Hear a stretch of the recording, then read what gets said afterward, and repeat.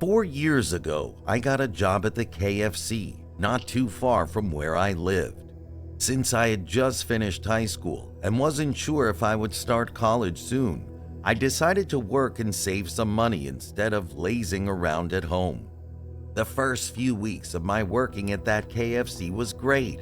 I was trained by one of the best staff members, and in no time I became familiar with some of our frequent customers.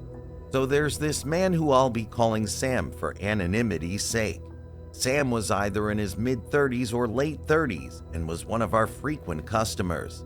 Almost all of my colleagues knew him, and sometimes by just taking his order to the kitchen, the cooks could tell who the order was for because Sam ordered almost the same thing every time he came in. Aside from ordering the same thing each time he stopped by the fast food, Sam was known to be very friendly in a creepy way. The first time he saw me taking orders, his first question was, "Are you new here? What's your name?" The minute I nodded and told him my name, he grinned widely and said, "You remind me of my late wife, Lucy. She had your eyes, and her smile was as beautiful as yours." When Sam said that, I didn't know if it was a compliment or if I was supposed to freak out. Even though he seemed weirdly friendly and meant well, it didn't sit well with me that I reminded him of his late wife, Lucy. All I could say was thank you, and I proceeded to take the next customer's order. In the weeks that followed, I noticed that Sam would stop by the fast food every day, and if I didn't attend to him, he wouldn't let anyone else take his orders. If I wasn't on duty when he came, Sam would either choose to hang around the fast food and wait for me or would come back hours later. To be honest, I didn't like that Sam always insisted that only I attend to him. It made me really uneasy. When I talked with my colleagues about it, they said they had known Sam for a while and didn't think he meant any harm. Some of my colleagues also said that it was possible Sam got fond of me, and that's why he insisted that he would only place his orders if I was the one taking them. What we didn't know was that Sam was not just fond of me in the way my colleagues thought. Sam actually liked me and wanted to date me, even though I was clearly a minor. Sadly, no one could see this early, including me. I remember one day I was working the night shift and Sam came in for his usual. After getting his order, he decided to sit and wait. At first, I believed he was either working or doing something on his phone, but when I counted the several eye contacts he made with me, I suspected that he wanted to wait and talk to me. Well, I was right. Shortly after we closed, Sam came to ask me if I needed a ride home. He said he had waited so he could drive me home that night. When he said that, I told him that I lived in the neighborhood and would get home in no time, but he insisted that he wanted to give me a ride. Now that I'm sharing my story, I regret accepting Sam's offer to give me a ride home. Maybe if I had not, things would not have turned out the way they did. So, since my colleagues had seen Sam come to me and they saw me get into his car, I felt kind of safe with him.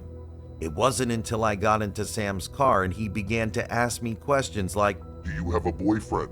How many guys have you dated so far?" that I started to feel uneasy. To keep the conversation going, I told him I didn't have a boyfriend and didn't want one until I got into college. His response was, "Come on, you're not too small to have a boyfriend." and I just chuckled. Since my house was just a short distance from the KFC where I worked, he arrived before he could ask any other questions. As a dumb, stupid, and naive teenager, I trusted Sam too quickly and didn't think he would do what he did the next day. The next day, I was working the afternoon shift when Sam came straight to me at the counter, and without minding if my colleagues could hear him, he asked if I would love to go on a date with him. Honestly, that was the last thing I expected to hear from a man who was old enough to be my father. I didn't even know when I said, "What? No," but I remember his facial expression changing from a happy one to an angry one. "Why?" He asked, and I responded, "I'm too young to go out with a man as old as you." I could tell that hearing that made him mad. And the moment I said that, he apologized and angrily walked out of the KFC. For what it's worth, I was 17 years old at that time, but I looked like I was 22 to 23. People never believed me when I told them I was still a teenager because of well-developed and huge body. So, after Sam left, I felt terrible that I had hurt his feelings, and I thought that I wouldn't see him again for a while. Well, I was wrong about that, because about an hour or two after Sam left, he returned to the fast food and just seemed to hang around without placing an order. Somehow, my instincts told me that he was waiting for me to get off work, and I was right. As soon as I ended my shift and was ready to leave that evening, Sam got out of the fast food and waited for me outside. When I saw him, I wanted to apologize for the way I sounded and tell him properly that I couldn't go on a date with him because of our age difference. But before I could say that, Sam apologized for asking me to go out on a date with me, and he said that since I was still a minor, he didn't mind waiting until I was old enough to date him. He claimed that he really loved me and he couldn't think of anything else apart from me from the first day he met me. Guys, at that point, I was totally freaked out and disgusted. Instead of apologizing for making him feel embarrassed, I told him to stay away from me because he was making me uncomfortable. I'll confess, I said that in an insulting and arrogant tone, and I even walked out of him. Later that day, when I got home, I forgot about the incident and didn't even bother mentioning it to my parents.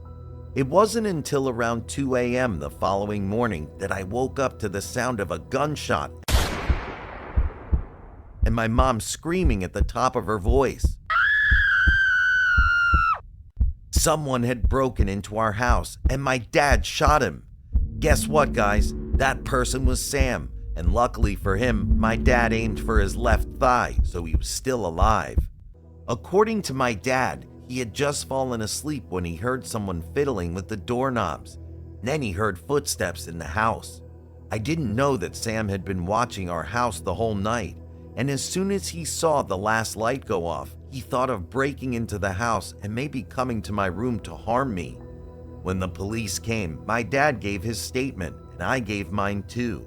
I told the police everything they needed to know about Sam. I told him that I had known Sam from my place of work, and he had just asked me out, and I had just turned him down the day before. Sam was arrested and charged with breaking and entering, as well as attempting to date a minor. Upon further investigation, I also found out that when Sam's late wife Lucy died, her death was not natural. Sam was a prime suspect, but the police could not find anything that could tie him to murdering his wife.